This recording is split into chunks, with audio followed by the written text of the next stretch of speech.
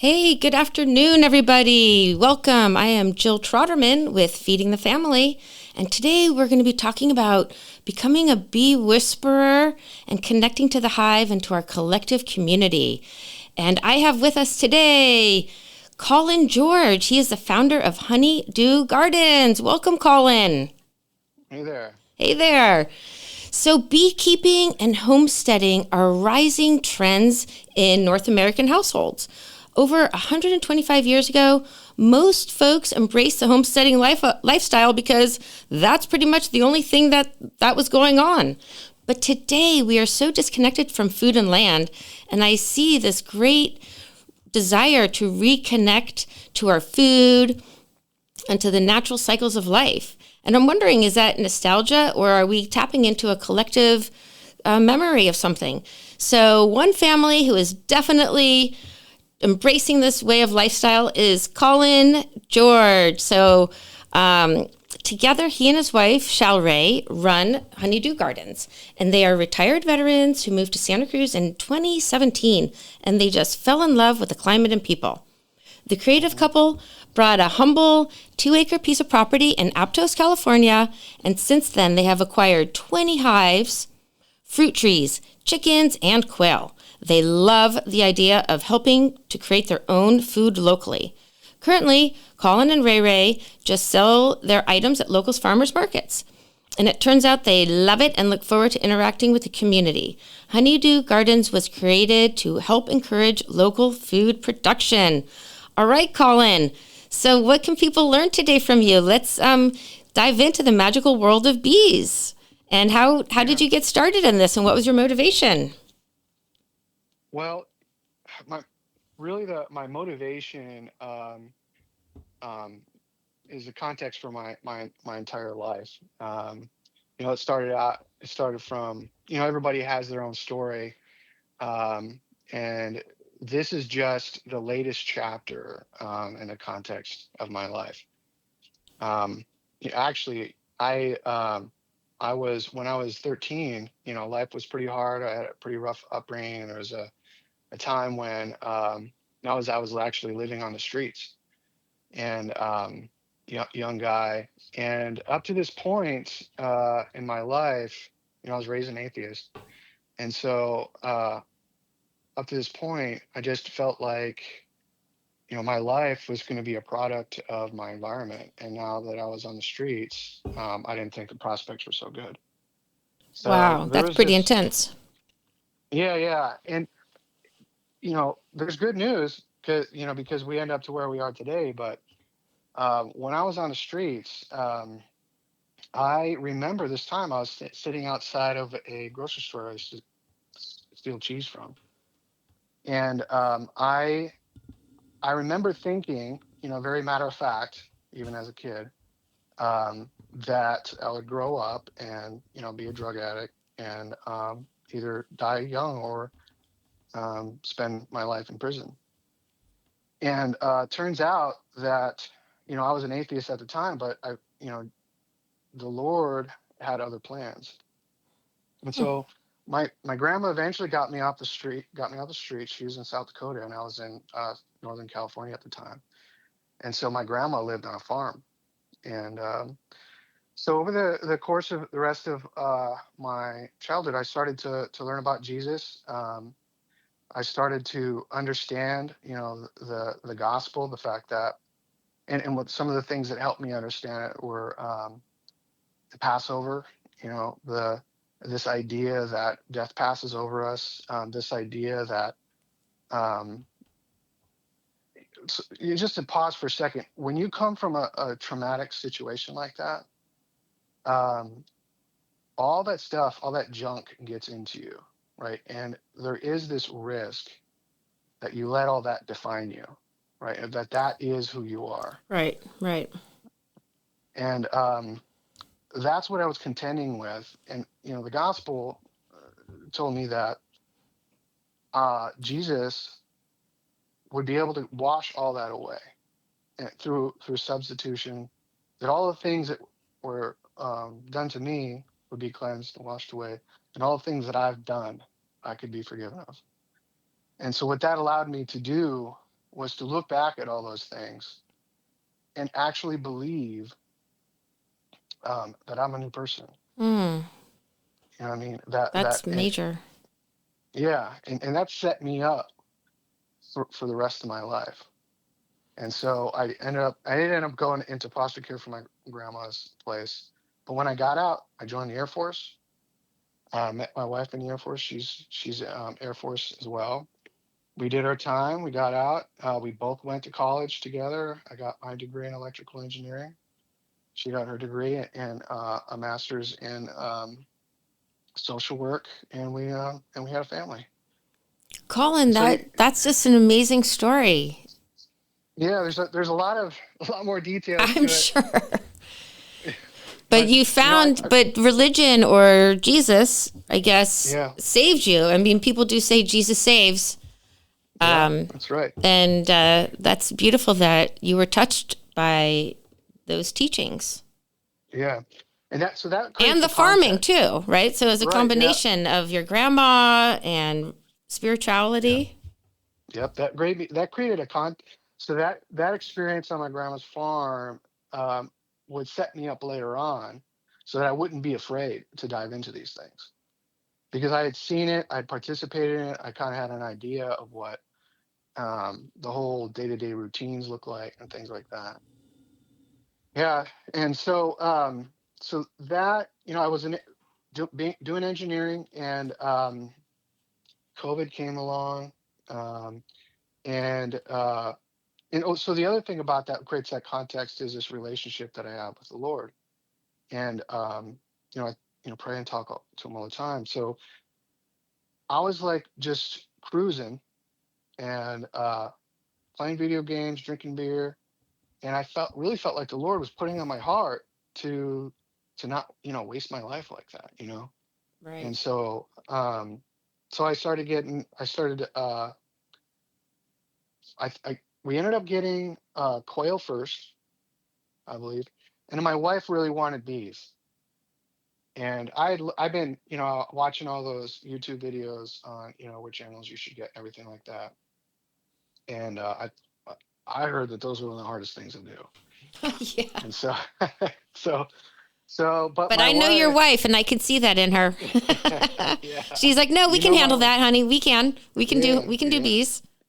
yeah. So that's how it happened. She batted her eyes, and I was like, all right, let's go get some. So we got started out with two hives, and then that actually, I'm relatively early on in bees. My engineering kind of background, I've with my history being an aircraft mechanic and an engineer, I learn. I've taught myself how to learn, and so that's helped me out in this endeavor. So we've been able to get our hives up from 2 to 20, and that goes up and down. We lose hives every once in a while, but that's where we're at now. And we've got quail, and we've got chickens, and producing eggs, and we've got a garden. So um, as I was feeling that kind of push to get out there, get off my gaming chair, and go out there and actually get out and get my hands dirty, I started learning a lot. You know, Yeah, and bees are and one not some easy thing, nor are quails. So it sounds like you have right, quails and bees and a bunch of fruit trees. yeah, yeah. Planting the fruit trees. Gophers been, man, gophers are. I made a big mistake in planting my gopher tree or my trees outside of gopher baskets, and so they killed two of them. But so if anybody's thinking about planting gopher trees or trees, think about the gophers. Yeah, Colin, you Um, have so many gifts to share with everybody because let me just say, starting off as a homesteader with bees is not it's not like the easiest entry into that kind of lifestyle.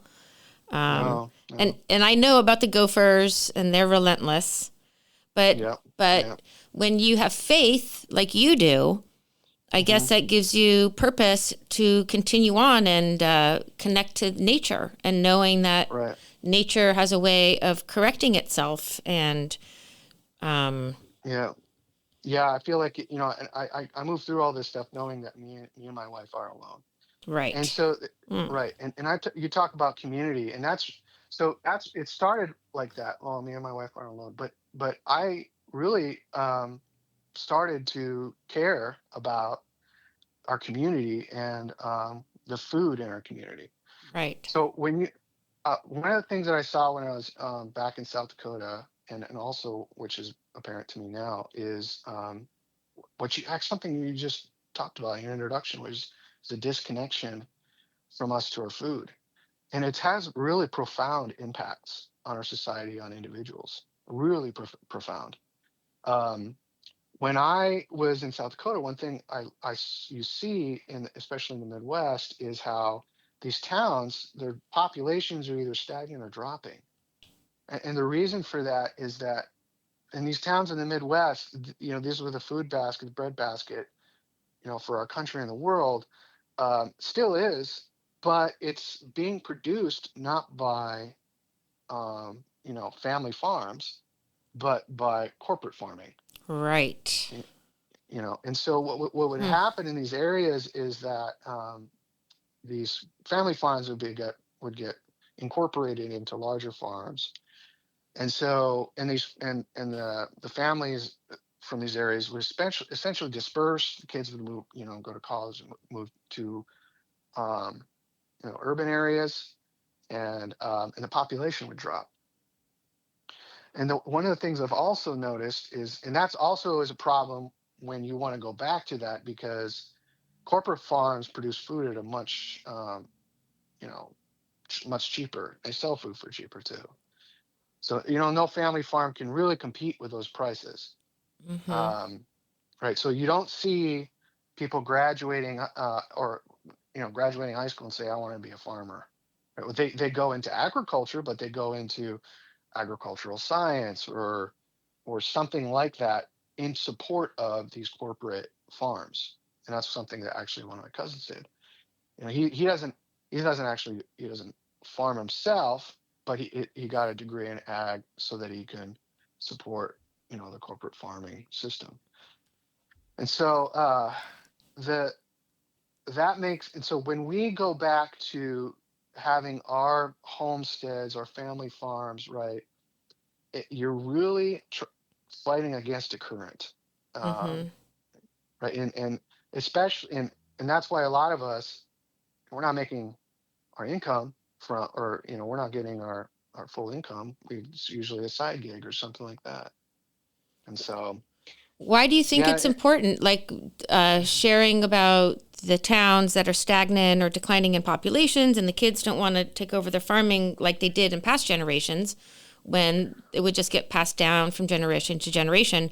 Now these big giant corporate entities are coming in, which I think is miserable, and it yeah, is changing the quality of our food. They use more pesticides. right. I Um, think the answer to that, yeah, let's you hear can it. do a whole podcast on it. I know. I've had But some people. We talk on it because this is really important yeah, to me. Food and where I'll our give food's you. coming from and the quality and the energy. You talk about Yeah, spirituality, and I think maybe our food is even devoid of that essence of the cosmic. yeah, yeah. So I'll give you my perspective on it. Okay, so um, one of the things that really started motivating me. Okay, so when I first started doing this, I was really thinking about my own family, and but what you saw during COVID, and this is that how delicate the supply chains are. Okay, um, and what you ended up seeing is that a lot of things that a lot of things were changed that you kind of wouldn't expect to change. You know, it was kind of really surreal. And one of the things that I noticed was people's interest in local foods perked for a little bit. Now, that might have died out a little bit since then, but there was a time where people became a little more um, sensitive to the fact that their food supplies or these supply chains are delicate, and that includes our food supply. And so I started thinking, okay, well, the geopolitical world that we live in is um, is really delicate right now, more so than I mean than I could ever remember. And the because of the way the corporate food system works, most areas in our country can't support their own population from the local food production. Wow. Can you just Um, please say that one more time? yeah, most areas in the United States where people live, that area they live in can't support that population from the food that's being produced locally. Right. And so if the food supply shuts down for any reason, you're going to have a huge disparity and possibly starvation. This is a scary And thing, and I do see that. Like some people will say that most people's food on their dinner plate comes from 1,000 miles away. For instance, if yeah, you're on the East Coast, a lot of food is coming from California, or the Midwest or you whatnot. know, yeah. And I really, and the thing that I really want to emphasize, and I really say it as strongly as just is that we shouldn't assume that things are always going to be like this. Right. You know, Yep. I mean, you just look at the world. In a moment, the world changed when COVID came out, right? Yep. That's right. And then uh, you have what we have. There's war in the Middle East right now. There's war, um, in Europe. Um, we're gonna start seeing an interruption to the oil supply, which another thing I just read on the news was that there was a Chinese person who was arrested as a pair of people, I think. Yes, But I what they read were, that. Yes, I know the story you're going to share. Go ahead. yeah, so they were carrying a biological something to attack the food supply. Essentially, I believe it was a fungus, Mm-hmm. and, Mm-hmm. and and it was they were arrested as basically, and it was categorized as biological warfare. Yeah, in the Yeah, airport, they were captured. yeah, yeah, yeah. And you think, okay, this isn't conspiracy theory. This has actually happened. It is. Yeah.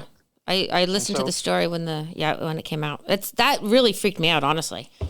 yeah, I mean, it's incredibly for us who are as a nation so reliant on the corporate food supply. That is incredibly dangerous. If you think about the fact that the areas that we live in cannot support the population with the food that they produce, that's scary. And so there are, and then you've got they're saying that they believe that we'll be at war with China by 2027. Um, you've got ver- there's been some scares like we had the chickens that were killed off or were euthanized, a huge majority, and we went through that egg shortage. And so it's almost like these things kind of like randomly popping up, and you take two or three of those happen at the same time, and all of a sudden we got some major problems, right? And so as I was, doing the farming and thinking, okay, I'm gonna create foundation to be able to supply food for my own family if things get short, and we got to enjoy that benefit with the chickens because eggs. um and then I thought, okay, well, i I felt like the Lord did wanted me to care about the community too. And Hmm. so I started thinking about, because he cares about the community. And so I started thinking about, well, what can I do? you know well, one of the things I as I kind of went through this thought process, I thought, well, how do I support my community? And I thought, okay, well, there's these other people in the community that are like me, where they produce, right? And let's say, and what we were doing this too, we were producing more than we can consume at first. And what we were doing was giving it away. Mm-hmm. And then we were like, well, I mean, are we really going to do this? Because it's not very motivating. It doesn't motivate you to produce more, right? To do that. And so we started doing the farmers markets. And I started thinking, well, why don't we do that? I mean, one of the experiences that we had with the farmers markets is they're all packed, and we couldn't get into a farmers market. And that's when you did yours. We were like, this is great. Okay, we're going to get off. You know, we're going to get a spot. We're going to secure a spot. And as this thing grows, we'll have our spot, and we'll get in the ground level. You know what I mean? Because we were really struggling finding a farmers market that would give us access. And when this started to be heavy on my heart, on my mind, I thought, you know what I'm going to do? I'm going to create a farmers market.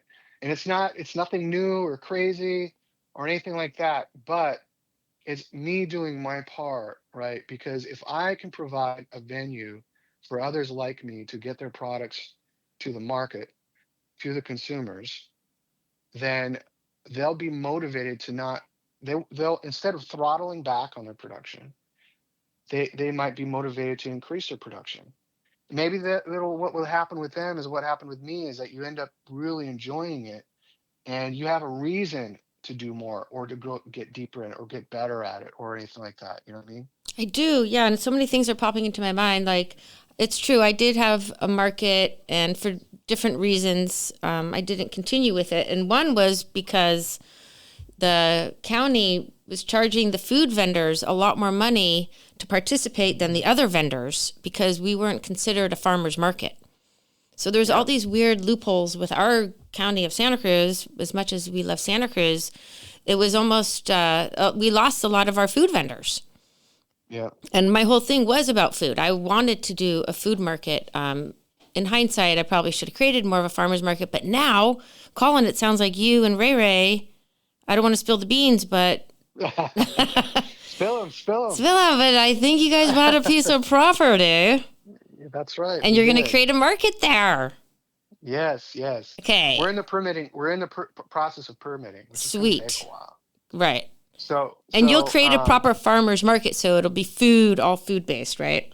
yeah. One thing's, well, it's going to be called a produce market, and Ah, so interesting. Okay. yeah.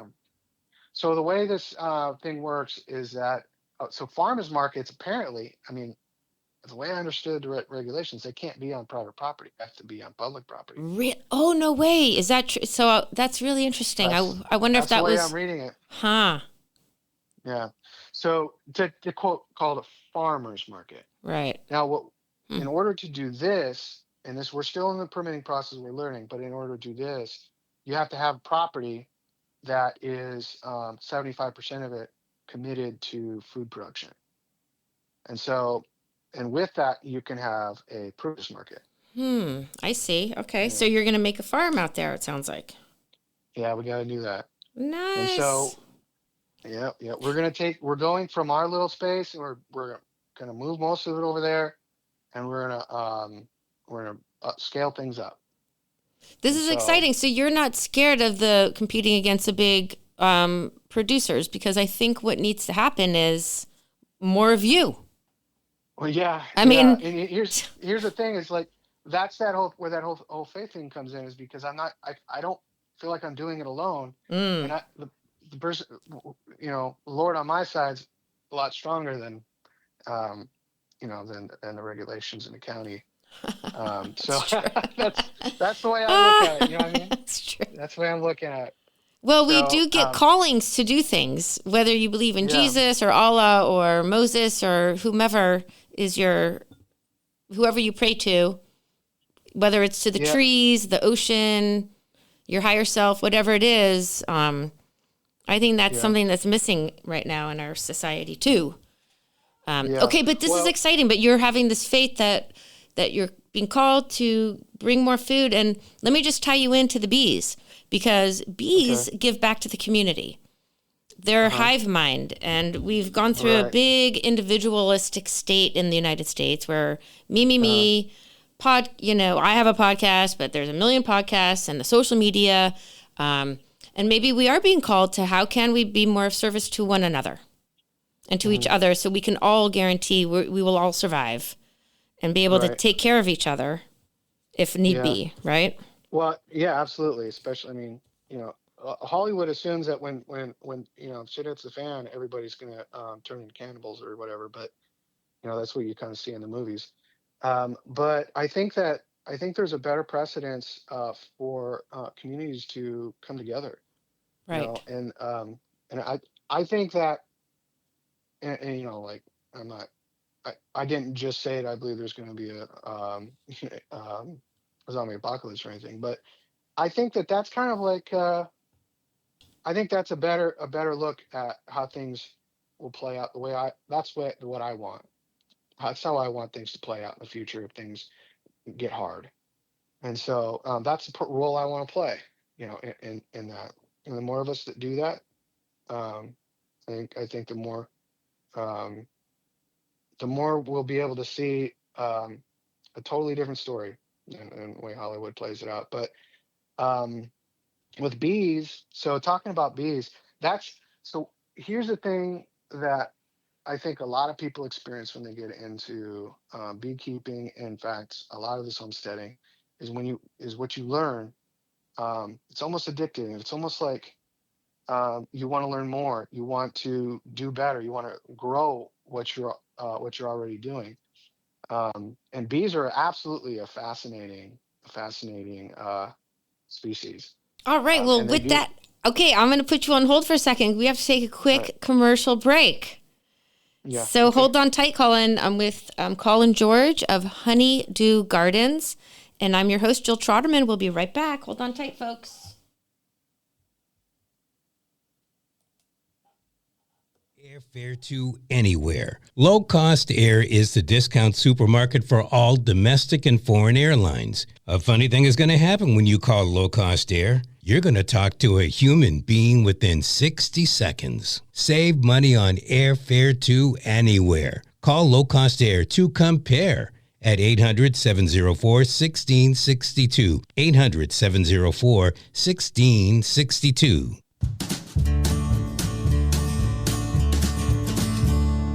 Deer fins, wood fins, livestock chain link, vinyl, iron fins. Cypress Coast Fence. Cypress Coast Fence. I'm Kevin Donovan, the owner of Cypress Coast Fence, Monterey Bay Area's premier fence company. And I'm Katie Donovan, Kevin's sister. I'm one of the project coordinators. I'll help you choose the best fence for your needs, and I'll be with you for every step of the project. We work with local suppliers and employ quality craftsmen to build the right fence to secure, protect, or privatize your property. We've been in business for 15 years and have been voted best fence company for 7 years running. Give us a call for your no obligation consultation at 831-783-1500 or at cypresscoastfence.com. We don't just build fences, we make good neighbors. Deer fins, wood fins, livestock chain link, vinyl, iron fins. Cypress Coast Fence. Cypress Coast Fence. The Hook is California's first ever cannabis outlet. 100% locally owned and operated, we're here to be your friendly neighborhood hookup. We believe that everyone should have access to fairly priced cannabis, so we work hard to get it to you for 30 to 50% less than the other guys. If you're 21 or older with a valid ID, visit us in Capitola or in Watsonville today. We're here to be your friendly neighborhood hookup. Check out our website, hookoutlet.com, for deals and stay groovy. Okay, folks, we are back with the groovy Colin from Honeydew Gardens. All right, Hey. woo! So we're talking about bees. We all love Yeah. bees. They're our pollinators. They provide us with food, with medicine, beeswax, all kinds of wonderful things. So share with us more about bees and what your passion and love is for them. Yeah. Well, one of the things you've already just mentioned is the fact that they produce a wide range of products, not just honey. Right. So a lot of people who buy honey right now, they're looking for in the term local honey. They're looking for honey to microdose themselves against local allergens. And so honey itself has some of that in it already. But one of the other things you can do is collect pollen and add that to the honey, and that increases the microdose. And that's actually something I was doing. And when you do that, I could tell it. And this is like I was dealing with local allergies. I could tell that it was working because when I would eat this concoction of honey and pollen, the back of my throat would start itching. Really? But That's after some, fascinating. yeah, yeah. So it's a lot strong when you do it that way. You're getting a much stronger microdose. But this past pollen season has been a breeze, so it really works. The other product is something called propolis. Now, propolis has these antibacterial, antifungal um, properties. And so one of the things that's true about bees is they are individuals, and they each have their individual jobs and life cycles, but they're almost as a hive like a single organism. And so propolis is like their antibiotics.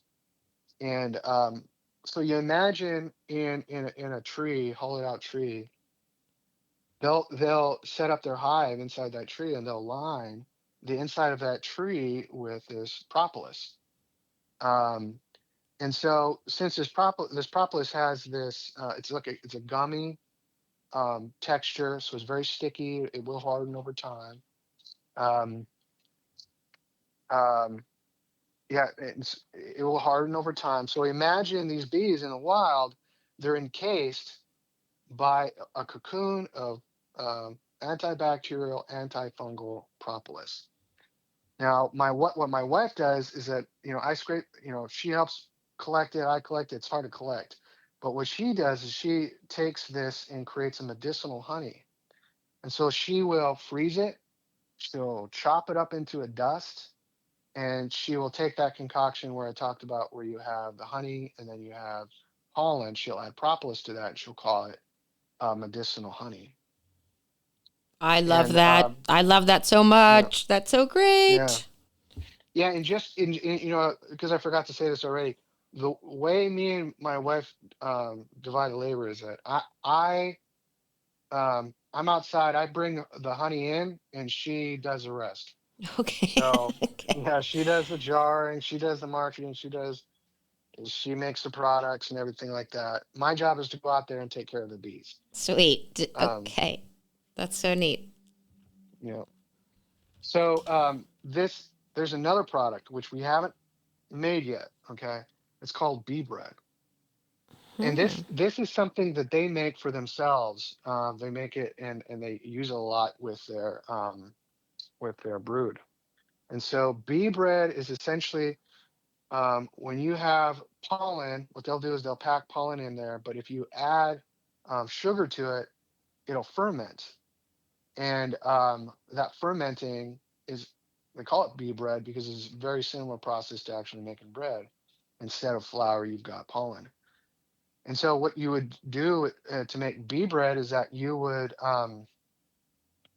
actually do a 1-to-1 ratio of honey and pollen, and then you every day you turn it, and eventually that'll produce bee bread. That's a recipe that I've found online. I'm going to try, but you need 1-to-1 ratios for that. But it's a superfood. You just look up bee bread, and it's pretty hardcore stuff. It's a superfood to the bees too. So Yeah, it seems like the bees have it all figured out. It's like nature, and we yeah. as humans keep trying to do bypass nature with our great inventions, Oh but yeah. it seems like nature usually has the winning ticket, the winning Right. solution, where they're using nature to create their antibiotics and antimicrobes and their superfoods. We can learn a lot from these Yeah. bees. Now, as an engineer, okay, this is what I geek out about, is that I look at the cell. This is where where they store their honey, and when they um, do their brood. So a frame has hundreds and hundreds of cells in them. And it's in the And shape so of a hexagon. Is that true?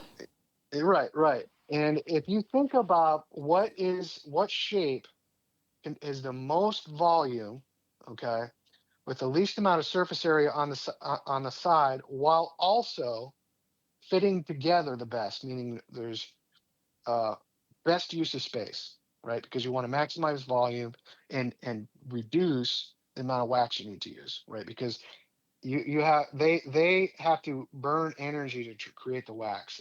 They extrude the wax from their abdomen, and so they don't eat wax, right? They need it to build. But when you want to store as much, well, that is actually the best shape, the best geometric shape for maximizing volume and reducing the amount of wax you would end up using. That's just And fascinating, right? So they're not using Mhm. a circle or a triangle. Right, exactly. Yeah, I mean, triangles fit together real well, but they don't max out the volume. Right. Circles Wow. max out the volume, but they don't fit well together. And so these are the best of both. Brilliant. Just Yep, they another are cool brilliant. thing about bees. That's right. And so we sell honey because we don't do like huge volumes. We end up Shray's gone in lot. There's a good business case for it, but this is primarily because Shray has really dove into her part in all this, which is to make products from um, the honey we got. So she's starting to make different kinds of flavored honey. One of them is whipped honey, and that turns out to be a really good seller. It actually changes the flavor to make whipped honey. It smooths the flavor out. It makes it so you're like a marshmallow, right? Where marshmallow is pretty much all sugar, Mm-hmm. but you fluff it up and it changes the flavor. Whipped honey does the same thing. The other thing that we ended up started doing is vinegar, and that has a interesting history because started out for us because I used to make wine, and I screwed up my wine, and Okay. it wouldn't clarify, like it wouldn't clear out, and I had 5 gallons of this stuff, and most people would have just dumped it out, but I was like, oh, I was like, put so much work into that, I don't want to throw it away. And then so I looked it up on how to turn wine into vinegar. And so just for everybody's information, you got to have the alcohol content below 7%. And then you want to expose it to oxygen as much as possible. So we turned our plum, you know, failed wine into a vinegar that way. And so you can convert wine into vinegar. You have to, if it's got a if it's got something in it to prevent fermentation, you have to deal with that. There's different recipes for that. The other thing is that we were picking apples, and so we would get all these.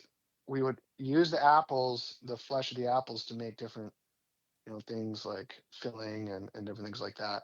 But we would have a lot of skin and cores, and we learned it's called like scrap vinegar or something like that. Mm-hmm. But you basically take the fragments from that and you go through a very similar process of making wine, except you promote the vinegar growth and you make sure the alcohol content is below 7%, and you get vinegar. It's pretty good vinegar too. That sounds great. And what else? How else do you? So, what do you put anything else in the vinegar? No, it turns out that no, it turns out that fruits have both yeast and vinegar on its skin, and so you can save the mother from one vinegar and feed it to the other. Um, so and that's something we did in this last batch. On the first batch, we were relying on just the natural process. So when things kick off, the yeast and a vinegar are kind of working together, right? So when you would make wine, you would neutralize all natural bacterias, okay? And you would introduce the yeast, and yeast would dominate, and then and then you stop the reaction um, with a phosphate, um, and that's it. But way vinegar and alcohol work together is that vinegar or yeast produces the alcohol, and then vinegar consumes the alcohol, Right. right? And it produces the acids. So when you take fruit and you put it all together and you leave it exposed, so vinegar wants oxidization, they want exposure to oxygen. And so when you do that, and you do the opposite with wine, but when you do that, you really promote the vinegar growth and the product from the vinegar. So yeah, there's lots of recipes out there. It turns out, and this is a really cool thing too about doing homesteading, is that this is um, old like technology or processes. Really, what we're doing is rediscovering them. Like, True. these aren't Yeah. new, you know what I mean? And Hmm. these are things that our grandma did or our great grandma did, and they were really good at it, you know. Um, and so there's a lot of content out there. There's a lot of really great ideas out there, even from long ago. And so it's really a process of rediscovering these things. It is. Are you doing anything with the wax? Yep, yep. My wife, it's one of the things she uses. I bring in the wax for the most part. So when you collect honey, there's two different ways to extract the honey. One is through centrifuge or spinning the honey, and the other is a crush comb method. We do the spinning, so we don't get as much wax that way as we would normally, but um, we do get plenty of wax from the cappings. And she makes a lip balm and a salve with it. Nice. And so, yeah, beeswax is a really good base for lip balm and salve. Yeah, it's And then so she good for also, skincare for sure. yeah, and she also adds, I think she does add some of the propolis to it. Nice. Ah, that's so good. And it's Hmm. also, everybody knows, wonderful for candles. Yep, And it yep, just smells divine. yeah, yeah, it does. We don't have enough to make candles. I think if you were doing the crushing method, you can we might have enough, but we primarily focus on the lip balm and salve Right. And with you the have to wax. save some of the honey for the bees. You can't take all of their honey. Right, Is that right right. too? I know there's Yeah, so yeah, much on bees, with the queen and the different roles they all play. yeah. It's so Um, fascinating. it really is, and a lot of beekeepers, they're still learning after decades. Hmm, And I'm only a few years in, so I'm actually considered a newbie among this crowd. So, but the the reason for that is because of the sheer volume of things there is to learn. for sure. Now, is there a decline? The hive Yeah. decline, is that a true thing? Or is that only Well, happening in commercial it tends to hives? happen. It tend to happen in cycles, and it doesn't just happen in the commercial hives. I see. Because So, I think that these cycles, the how concerned should we be? I guess that's what I want to know. well, um, there was a huge die off that happened actually just um, this past winter, and we don't know what caused it. I lost a significant number of my hives in that process. Now I was able to connect with another beekeeper, and she helped me get back to where I was.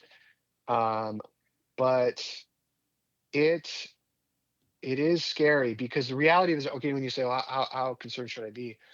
It's really hard to say because we don't know what's causing we know what's caused it in the past, but it takes a few years to figure it out, you know. And so during that time, um, you know, so in the past it was trachea mites, and then there was the Varroa destructor mite that hit about 20 years ago. And so a long time ago, I think a lot of people would probably have in their memory a big scare from a bee die off. And during that time, a lot of people didn't know what was causing it. And the consensus that I've heard is that those what caused the huge die off back then were these side effects from the varroa mite. And I'll just give you, and we're still learning about that, right? Right. How the varroa mite affects all the different aspects of a hive and the health of a hive. It's far more complicated. But just to give you kind of a real general idea, and that is that bees during the summer, during the time of harvesting, they live about 6 weeks. Okay, and their egg laying, brood rearing, and hatching, and their life cycles going from um, nursing bees to ending in them being foragers are kind of built around that life cycle.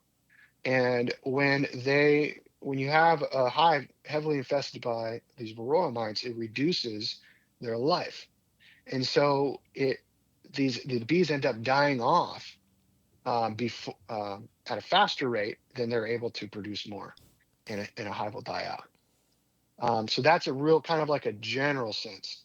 Varroa mites also spread disease, and they also cause other issues within the hive. Now, the die off that we just experienced, like I said, we don't know what happened. Um, it seems to have happened all over the country. And Interesting. talking, Hmm. yeah, it's not just it doesn't seem to have just happened to the corporate or the large beekeepers. Seems to have happened to everybody. Um, Not 100%. Like if you talk to some people didn't get too hard, but I've heard really bad numbers, like 60% or more. And for you know s- an organization that has thousands of hives, that is catastrophic. Um, so that's happening.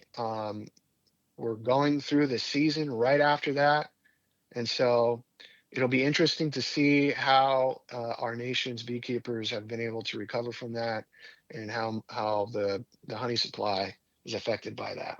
Right. And of course, that they're pollinators. So they're so important for pollinating our fruit trees and our vegetables and Hmm. everything. Yep. Yeah, and these ecosystems are so complicated. They're so interconnected. They're systems. They're systems within systems. And so, I come from a mathematical background, and the um, the differential equations, and the math, and the complexity behind these things um, are off the charts.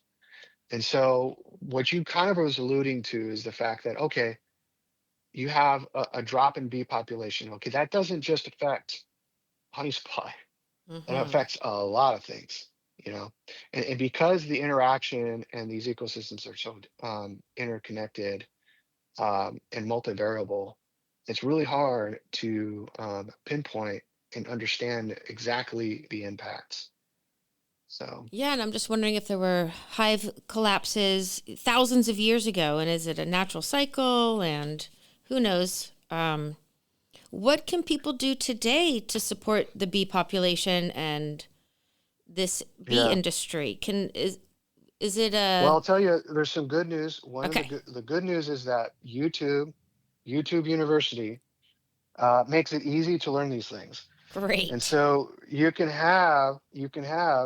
we have all I believe we can have a lot more um, small scale, hobby beekeepers than we ever could before, because you can dive into these things and have some level of success without being a journeyman to another beekeeper. Now, I want to put this out there. Okay, this is really important. I've talked to many people who've dived in, and I admire that, and I encourage it. But you have to treat for mites. What often happens is people say that their bees leave. Okay. Now, they don't know what causes it, but story I hear a lot is they'll get bees, and they'll be gone before a full year turns. So you're saying The that the most bees leave the hive and they don't come back, they go find another hive to participate in? That's the way they describe it. Okay. Okay. Now, what's the most likely cause of that are mice. Okay. Bees will abscond um, if there's an infestation too bad, if it's not that dying off. So either the bees are dying off or they're leaving. And most likely, if I were to make an assumption, that would most likely be due to um, varroa mites. And so if anybody wants to give it a shot, I encourage it. But you also have to be prepared to treat for mites. Right. Are there So natural treatments aside from insecticides or I don't know what they're called, there miticides? yeah, there's some people do powdered sugar baths. That's a lot of work. Okay, but that is one of the things you can do. Um, and you can do that. There's oxalic acid treatments. Oxalic acid is an acid that comes from fruit, Mm-hmm. but it's concentrated. Um, there you can do oxalic acid vape treatments. There's other products too that are a little less natural, um, and you buy them off the market. Okay. Um, But it sounds yeah, like it's super important to have that to make sure that the yeah. bees continue to live and thrive. Wild bees have figured it out. Okay, so wild bees, there's no such thing as wild bees really, but bees that exist in the wild have gone through the process of natural selection, and have basically become hardened towards the bromide. Um, Interesting. Okay. so one of the strategies that some people are trying is to try to get genetics from wild bee populations. There's a local beekeeper that does queen rearing, and he goes, and queens have their rearing flights, and he takes them deep into the wild, basically deep into the forest, and does the queen rearing far, far away from population to get wild bee genetics. Nice. Oh, this is so fascinating. And this is Yeah, just a surface level introduction to bees and beekeeping. yeah, But this is yeah. so fascinating. It's something I've taken one beekeeping class, but it seems like it's a adventure. I will watch from afar. I will watch you, Colin, on your adventures. How Yeah. about that?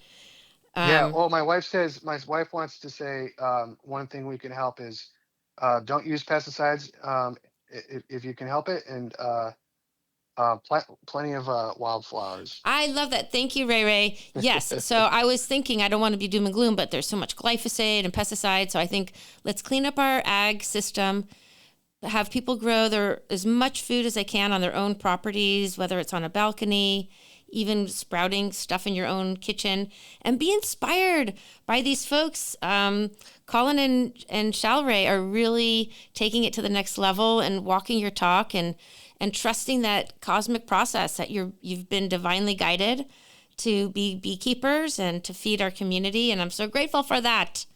So how can Thank you. people find you? We only have a few seconds left. My wife has a Facebook page. That I'm not media inclined, so my wife has a Facebook page. She's very active on that. So if you look up Honeydew Gardens on Facebook, you'll be able to find us. Sweet. All right. Well, the whole Santa Cruz community wishes you guys the best. And thanks for doing all the great work that you're doing, Colin and Shalray. Thank you. Thanks, Jill. Yeah. And let's have you guys back on again for another chat about quail eggs, because we didn't even talk All about right. so many things. I know there's so much to talk about. I know. Well, all the best to you guys. And thanks for being on the show. Thank you. You have any last minute things? Because we have 2 seconds. No, I hope to see you guys. I hope, I think that we could all support each other in this if we're all participating. Um, you know, if you're out there, say a prayer for me. We're going through the permitting process, and that's really hard. So, yeah, I would say that would end with that. Right on. That's the greatest thing. Okay. We wish you all the best, and I hope to see you guys soon. All right. Thank you. Okay. Bye, Colin. Bye.